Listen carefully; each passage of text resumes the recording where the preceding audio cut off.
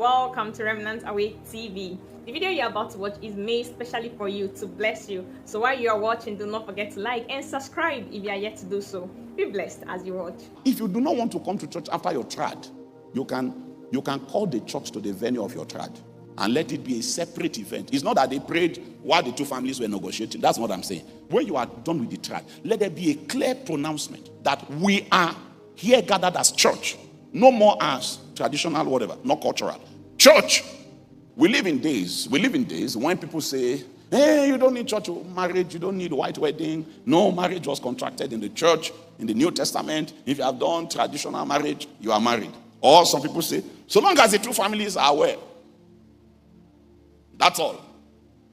And they believe that that's already a license for the guy and the lady, all right, to become intimate.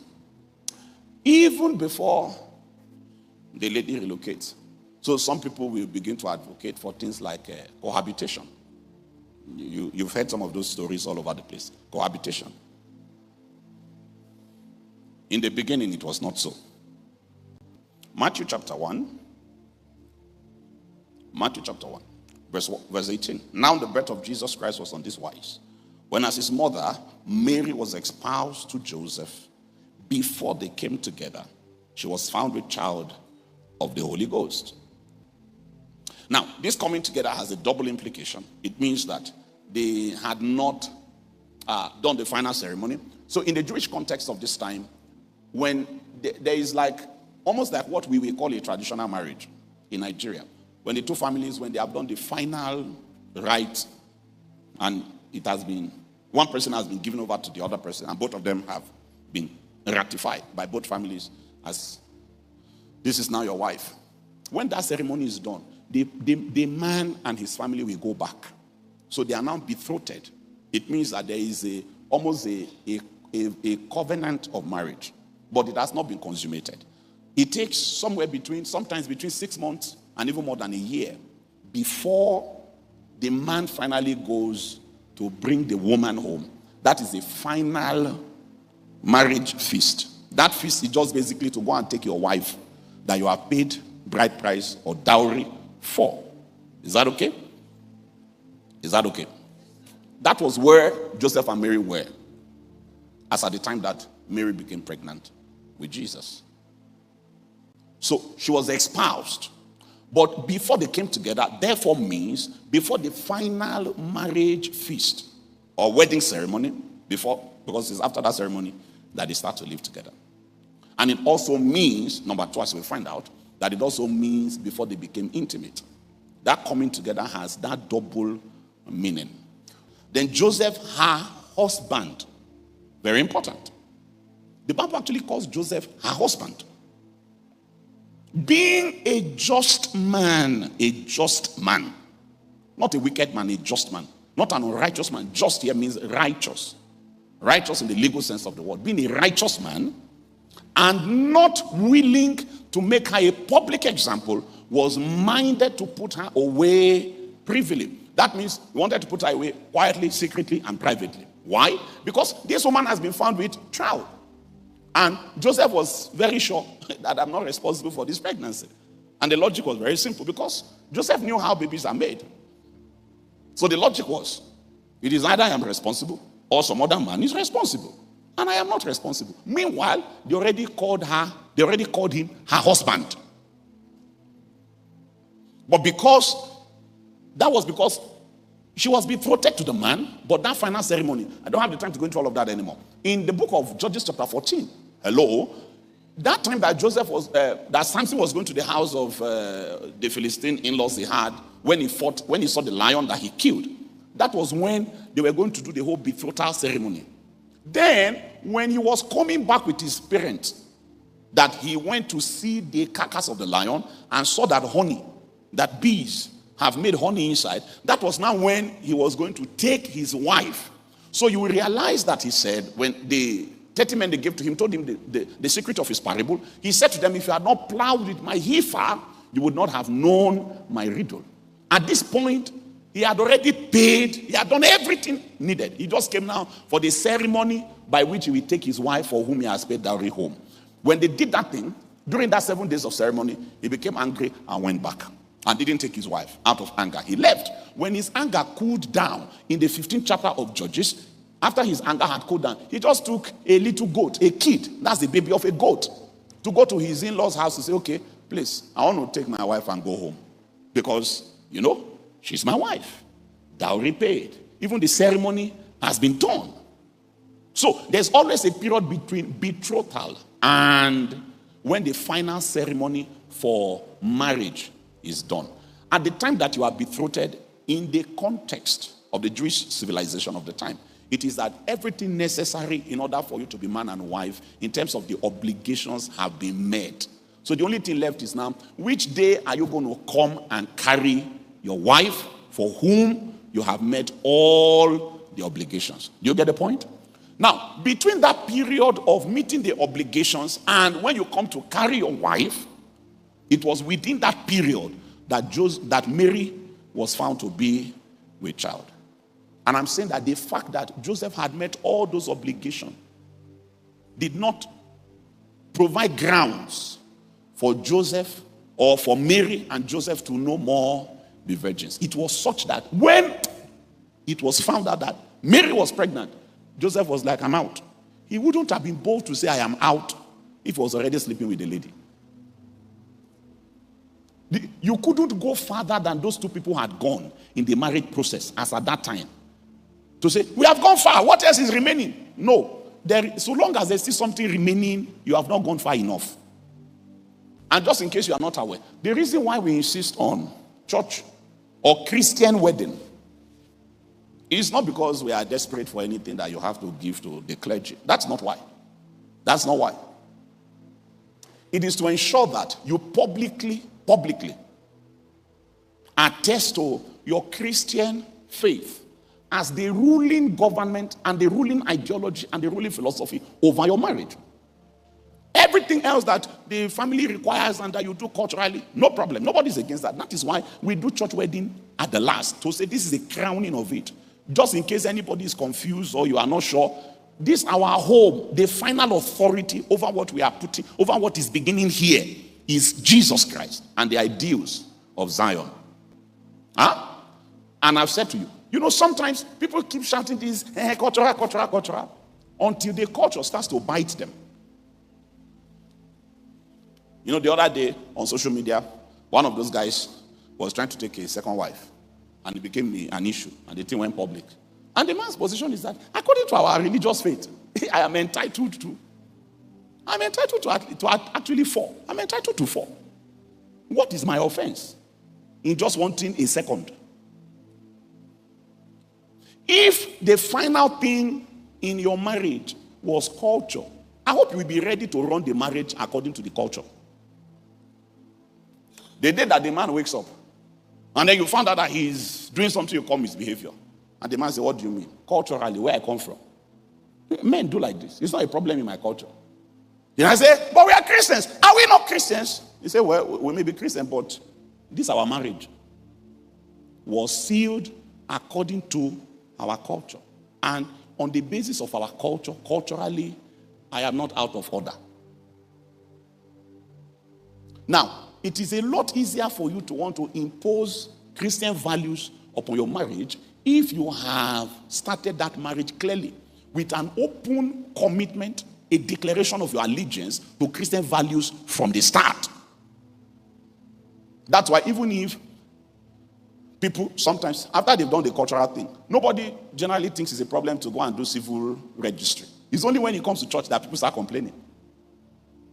Some of them, when they want to japa, when they want to travel abroad, they will quickly go and do the civil registry thing so that they will have something to use for their documentation for visa purposes.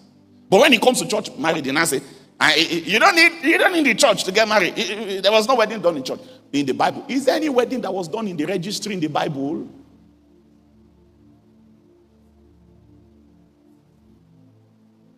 So people are looking for excuses. Then it's even worse for those that want to come to church to do something they want to call a church wedding. Yet, after they are tried, they have started sleeping with each other. But they still want to have that church thing done. You may cover your sin so that nobody may know. but you cannot hide it from God. You can come and deceive all of us in church, but you can't hide it from God.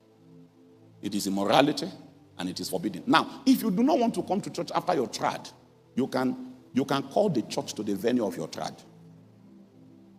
and let it be a separate event. It's not that they prayed while the two families were negotiating. That's what I'm saying. When you are done with the trad, let there be a clear pronouncement that we are here gathered as church, no more as traditional whatever, not cultural. Church! Because the church is where two or three are gathered together in my name. It's not a building necessarily. So that Christian signature can be put as the final authority over your marriage. Let it be clear to hell, to men, and to the devils that the crowning, the most superior authority by which this home is intended to be run is the authority of Jesus Christ that issues forth from Zion. So the idea there, even though she was espoused, is that until you are married, you are not married. Please, hear me and hear me very well. Until you are married, you are not married. That's why even though she was espoused, but before they came together, the equivalent is after traditional marriage. If it was today, what they had done at the time that Mary became pregnant is what we call in Africa, at least in Nigeria, traditional marriage. That's what they had done. But they had not finished. There's another ceremony, which is basically to take your wife home. That ceremony was just all that was left. But they had not yet come together. And therefore, they had not slept together. When Joseph took a position in his heart, and he was going to execute it, the position Joseph had taken in his heart was the appropriate position to have taken, all things being equal. Except that in this scenario, all things were not equal. Which is this? And that's probably going to be like the last lesson, and then I'll touch on something briefly. Which is this? Joseph knew that, Joseph knew that I'm not responsible for this pregnancy.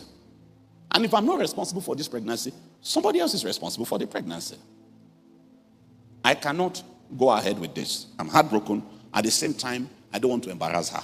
I'm going to do this very quietly, privately. Let everybody go their separate ways. So, Joseph was steadfastly minded to put her away. But, because all things were not equal, and the inequality is this, that in this singular scenario, there were more than two options. The two options that were before Joseph were either I am responsible or some other man is responsible. Are you with me? Those were the two options. And those are normally the two options. This is not just an extraordinary situation. It's a singularity. You know what I mean by a singularity? This is a singularity. That is to say, this is a scenario that will never be repeated, never happened before, never will happen afterwards. It's a singularity in all of reality. It's a singularity. That singularity is this pregnant virgin. It's a singularity. But the principle therefore is this. Or principles. So, when Joseph took this position, and he was not altogether accurate, God did not allow him to wallow in his ignorance. Because the principle is, what you are thinking with your Christian mind generally is fine. And if it were not so, I would have told you. And because in this case it is not so, that's what I'm telling you. That ordinarily Joseph, you are right. You see, if Joseph was right in this his decision, he will not need an angel in the night to come and tell him, Joseph, yes, you are correct. Your wife, Mary, has committed an atrocity. Go ahead. You know, Joseph will not expect to hear that. Hello? Not hearing that is not less spiritual than hearing that. The right thing is the right thing.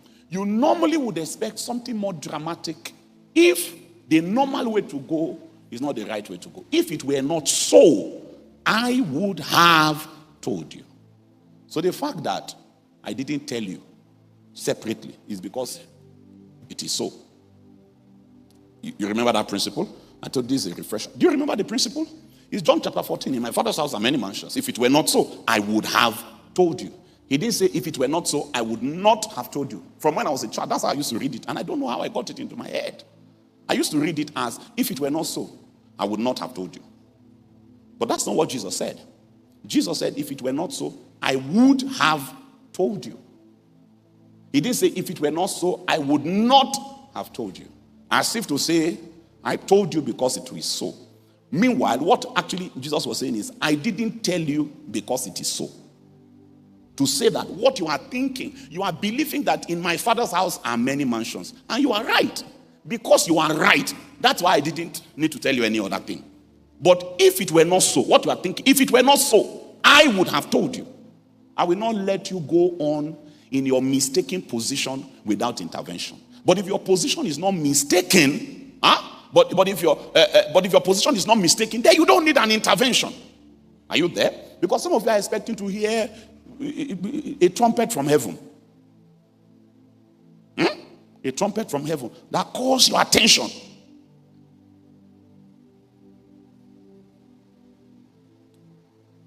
I don't know what your guy name is. Maybe something that is Rambo. I don't know what they used to call you before you came to know the Lord. But, so that you will know that, this voice knows you, he knows you to your background. Rambo! Or as a lady, maybe they used to call you Pepe. You now heard this sound. Pepe! Pepe! Does anybody know this name where you are now? He said, nobody knows that name. So I want you to know that I know you from before. I am the Lord. Pepe, go that way. Some of you think that your marital choice is not spiritual enough because it did not have drama. You think your marital choice is not accurate enough because it didn't have drama accompanying it. Other people are telling stories of they saw a vision, and in that vision, the first time they saw the vision, it was the back of the man they saw. They didn't first see the man's face. All right, but they saw themselves, and this man, they were holding hands and they were walking down the aisle. But they just couldn't see the man's face. Then the next time, they now saw the man's side, and they were able to see the back of his hand, so they could tell that it was fair. So okay, so it means the person God is bringing my way is going to be a fair man. Then the next time, they looked up like this, and they had to look up in order to see the man. That was dream number 3. So they realized that my husband is going to be taller than me. That is how some people are hoping that they will come into the will of God for them. And it is a reason why many of you will stay long in the bus stop. You see that bus stop? You will be there for long. Because you are looking for something that God did not promise. You will be the architect of your own delay. My people used to say that if you want to see where a goat is dancing, you will trek far. You know how many villages we need to cover on foot before you finally meet where goat is dancing. And you will be the reason, you will be the manufacturer of your own delay. The only time that there was something like a divine interruption in this whole process of this marriage was when the man was about to take a false move, make a false step. Joseph is not on record as having a dream in order to arrive at who to marry. But because he was right, there was no need. When he was about to take a false step, hey, no, stop. Because if it were not so, I would have told you. For some of you, you are counting on something that God did not promise. God didn't promise you drama. Please hear me. God didn't promise you drama. This drama happened because the man was going out of order. And because it was not so, God had to call his attention. When the man was right, there was no need for drama anywhere. God is the one at work in you, both to will and to do of his good pleasure. That means that the work of God is subliminal. That means the work of God is behind. If you like, for easier comprehension, the work of God will be happening like in your subconscious, so that you are not conscious that it is God working the work. Because the work of God is prior, is behind your willing. But somehow, because of what God has done, your will comes out in one way. And so it is you that is willing. You willed it, as it were. But the thing you willed was the result of a prior work that was done. And it was God that worked the work. God is the one that is at work in you, both to will and to do of his good pleasure. That the natural, in quote, processes of the sanctified Christian mind is supposed to give birth to divine pleasure, even if there were no attendant dramas.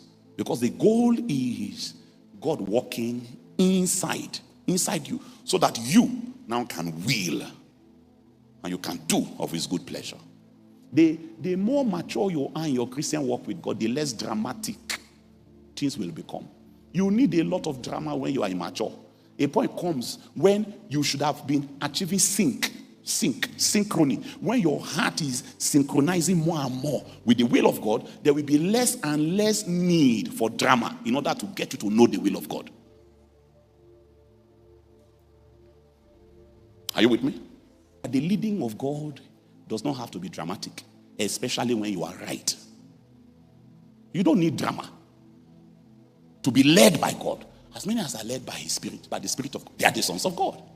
And I've taught you in this place that one of the most natural way, predominantly, that God leads believers is by what? Knowing. It's by knowing. It's by knowing. It's not even just the small still voice. It's knowing. Knowing. You just know. Because God is working in you to will. The thing just springs up from within you. It's like it's you. The problem, however, is normally when different contention and contradictions arise. And sometimes all of those other things can be loud.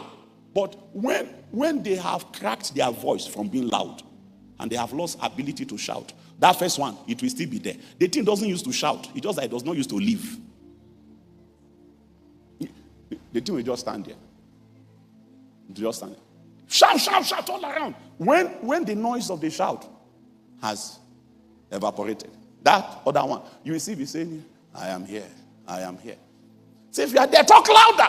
He said, no, I am here. I am here. Because God intends, there's something called a shining light. Hello? God does not want to blind you. God does not want to twist you. God wants to give you a chance to be obedient. There's a difference between a shining light and a blinding light. There's a way that light can be too bright that it becomes counterproductive.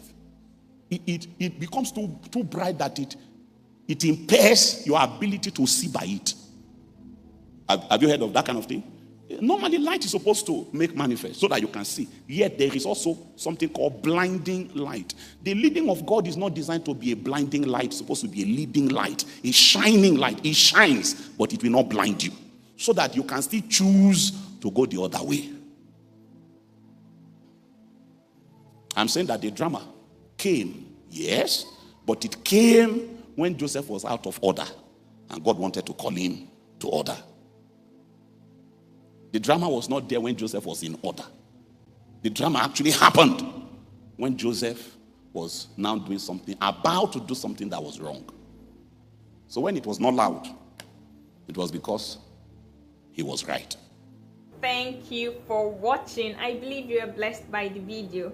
Prove me right by clicking on the like button and subscribing if you are yet to do so. Share how blessed you are via the comment section, and do not forget to turn on your notification bell so you'll be notified when we post new videos. Now remember, it is more blessed to give than to receive. Share these blessings by sharing the link to family, friends, so they can participate in these blessings. Stay blessed.